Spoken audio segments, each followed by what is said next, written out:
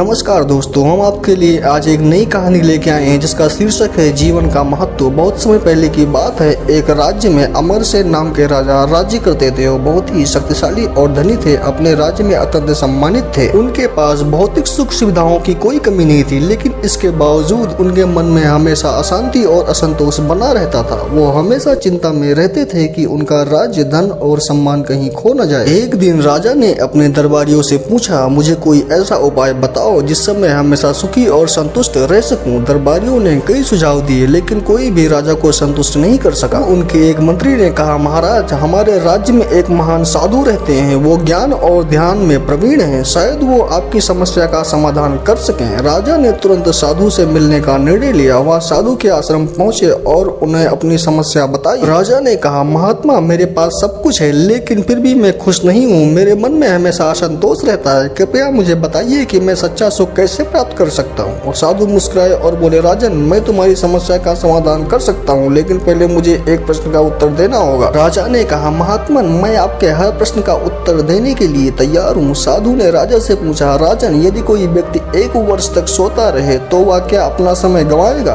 राजा ने उत्तर दिया, बिल्कुल महात्मन, 1 वर्ष तक सोते रहने से वह अपना बहुत सारा कीमती वक्त गंवा देगा। साधु ने फिर पूछा, यदि कोई व्यक्ति 1 दिन का समय सोकर बर्बाद कर दे तो क्या वह भी अपने समय का नुकसान होगा? राजा ने कहा, जी महात्मन, 1 दिन का भी समय बहुत कीमती होता है, उसे व्यर्थ में गंवाना उचित नहीं है। फिर साधु ने अंतिम प्रश्न पूछा, यदि कोई व्यक्ति 1 पल भी व्यर्थ का बर्बाद कर दे तो क्या वह भी नुकसान होगा? साधु ने हंसते हुए कहा कि हे राजन, यही तो तुम्हारी समस्या का उत्तर है। तुम भौतिक सुख सुविधाओं के पीछे भागते हुए अपने वर्तमान को भूल गए हो। तुम भविष्य की चिंता में अपना आज खो रहे हो। जब तक तुम अपने वर्तमान में खुश और संतुष्ट नहीं रहोगे, तब तक सच्चे सुख को प्राप्त नहीं कर सकोगे। राजा ने साधु की बात समझ ली। उन्होंने महसूस किया कि उनकी चिंता और असंतोष का कारण उनके भौतिक वस्त्रों और राज्य की चिंता नहीं, बल्कि उनका वर्तमान क्षण में न जीना था। उन्होंने साधु के चरणों में गिरकर धन्यवाद दिया और वापस अपने राज्य लौट आए। अपने राज्य वापस लौटने के बाद राजा ने यह निर्णय लिया कि वो हर पल को जीने का प्रयास करेंगे और अपने राज्य और अपने जीवन के प्रति संतुष्ट रहेंगे। धीरे धीरे उन्होंने अपने मन की अशांति को नियंत्रित कर लिया और एक सच्चे और सुखी राजा बन गए। दोस्तों, इस कहानी का मुख्य संदेश यह है कि सच्चा सुख और संतोष हमारे बाहरी साधनों को नहीं, बल्कि हमारे भीतर और वर्तमान में जीने की कला में है।